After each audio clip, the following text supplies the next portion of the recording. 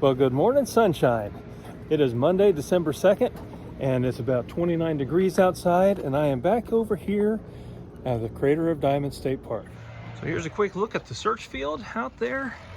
Not too many people in the parking lot, and nobody out on the field so far.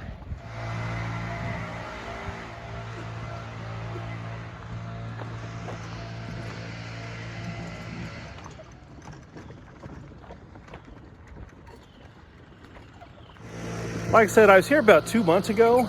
I did more kind of an informational kind of a video, kind of like this is my how-to, some of the things that I try to employ every time I come here. And I learn a little bit more each time I come here. I've only been here about, I think this might be my 12th trip here. So I'm not like an expert or a regular by any means, but I learn a little bit more each time I come, and I try to have some fun too. But last time I was here, basically, there's King Solomon. He said that the battle doesn't always go to the strong, or the race doesn't always go to the fastest, but time and chance happens to everybody. So sometimes you just kind of have to be at the right place at the right time. I mean, you do what you know how to do to best succeed, but still, that doesn't always guarantee that you're going to find a diamond. So sometimes you just kind of have to be at the right place at the right time. And I think today I might just eeny, meeny, miny, moe it and see wherever I go. I do like going over there to the South Wash Station. It's less busy than the North Wash Station, so I'll probably work, I don't know, somewhere down there. Let's go down there and nose around, see what we can find. Like I said, it's 29 degrees outside when I got here, so not only is the ground going to be hard, look at that ice all over everything, but the water stations that are filled with water, I haven't looked at them yet. Hopefully they're not all covered in ice. Either way, this might be kind of an interesting trip. Wash stations are nice and clean. They got some fresh water in here, which is awesome. And I'm planning on getting this section right here nice and filthy. What I'm going to do, I'm going to grab some buckets, fill them up. I'm going to stack them right here on the side, on top of one another, so I don't have to keep bending down so far to lift stuff up. And I've got my screen set right here. A lot of people don't really care for the wooden screen sets. I made these myself. This right here is a size 20 stainless steel mesh right down there underneath, and then I got a 1/4 inch mesh right here on the top. I like the wooden set because I like that it floats. Actually, some people don't like that it floats, but I do. And that way, because by the end of the day, if you have something that's metal, not only are you lifting the material up, you have to lift up all the screen as well. And so if you have something that's wooden, it's going to float, and so it's going to help you with resistance on when you're washing your material. And so by the end of the day, you're not lifting as much weight and your arms aren't as tired. When I stack my buckets, I usually try to have all of my handles facing outward. That way it's easy to just lift them up, to bring them up on top of the table to dump into my screen set. I've got 7 buckets lined up right here. Let's go ahead and wash these real quick and see what we get. The bucket is heavy.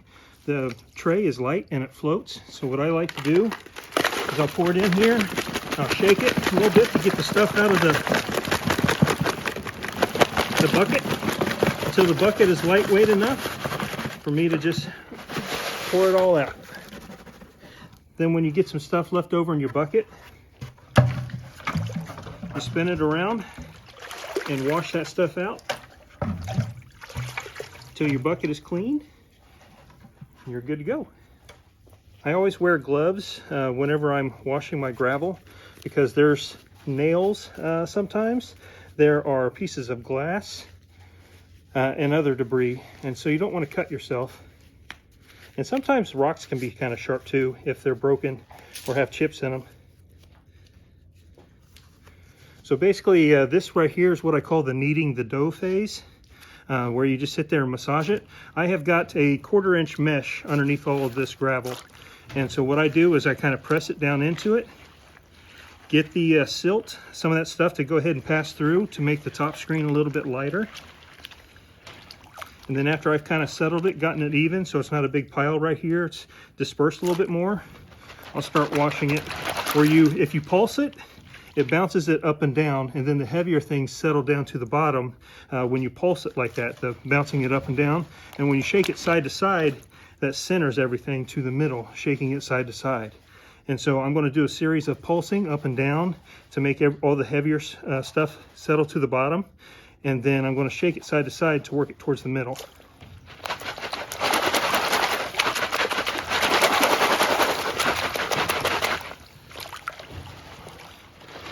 I do that for about 10-15 times, then I'll go back in and I'll re-knead the dough. And I'll get some of these larger rocks that I don't need, and I just toss them to the side.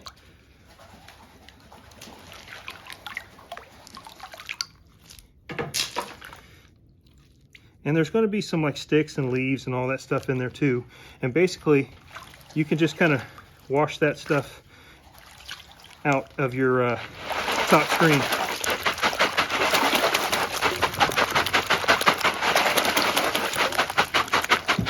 It's good to have the rocks in there because the rocks will hit against each other, and basically that's going to knock all of the sand and silt off of the other rocks. And so when they collide into each other and bounce onto each other, they'll rub into each other and they knock all the loose stuff off to where it's just the bare rock that's there. So you have just bare gravel, and it no longer has the sand and the silt sticking to it. That all passed through already. Look at there. Little piece of quartz threw me at first. See that?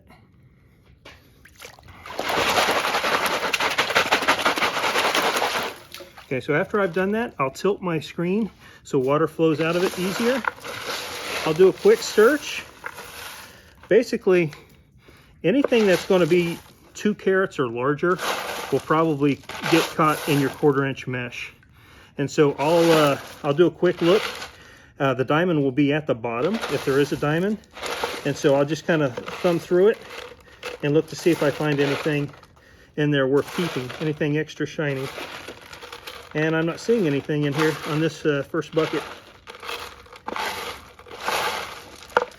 And so we can set that to the side for now. I'll dump that out in a little bit. Now we got our bottom screen, and this has got all of the silt in it and the smaller gravel that's smaller than a 1/4 inch. So what I'm going to do is the same thing. I've got a 20 mesh in here. They go by the sizes. So like a 16 mesh, there are 16 holes within a square inch. A 20 mesh, there are 20 holes within a square inch. And so a 20 mesh will catch a little bit of a smaller diamond. They'll catch a 1 point or above. A 16 mesh will probably catch about a 2 point or above for a 16 mesh. So you pulse it up and down, and that settles the heavier stuff down towards the bottom. Then you shake it side to side, and that centers it. Pulse it, shake it. And we're just going to keep repeating that process.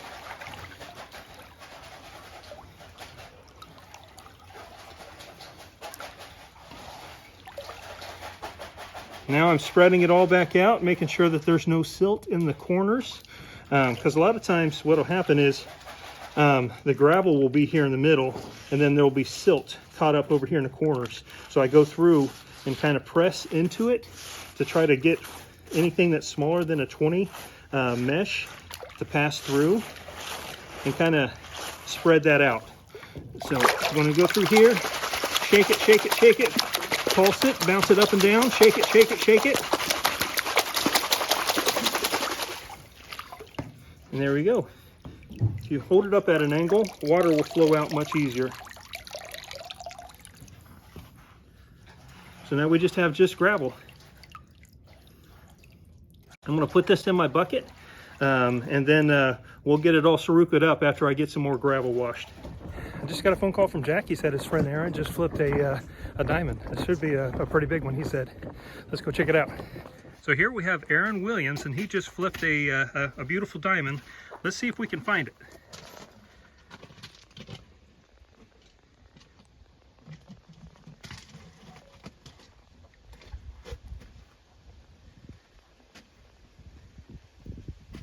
Do you guys see it? It's right there. I'll go ahead. Right there. Yep. I can see it a lot better with my eyes than I can on this screen. Yeah. That's weird. Oh, yep, there we go. Oh, the shade makes it. Yeah. Yep. Yep, absolutely. Isn't that something? That's beautiful. Oh, yeah. Man. You think that might be a mackerel, you said? I don't know. It It's has got a point peculiar to it. shape. You did a great job flipping it. Oh, man. Oh, my goodness. That's beautiful. Oh. How big do you think that thing is? I want to guess about, what, about 22, 24? Man. Is it flawless? Well, mackerels are usually a little more flat, so they It's it's kind of look deceiving. bigger. Yeah. I'm gonna guess. That's Looking not at the 18? thickness of it, I'm gonna guess 18. Yeah. Yeah, exactly. Yeah, it's insane. That is so amazing. Whoo! My goodness, dude, that's the first mackerel I've ever been a part of to like see and dig with. Mhm. Dude, That is amazing. Excellent find, Aaron. oh man, he flipped it great. That is phenomenal, dude. That thing is beautiful. It is. That's crazy. That is phenomenal, bro. That's insane, dude. That Whoops. is the rarest. Oh my god. Oh wow. And it's yellow. Yeah. Mm-hmm. That's crazy, dude. Right over here in the East Drain. That's insane. Man. Look how slippery that thing is. It really is, dude. That's phenomenal, dude. Don't cry on us. That's one of the prettiest ones I've seen, actually. Yeah.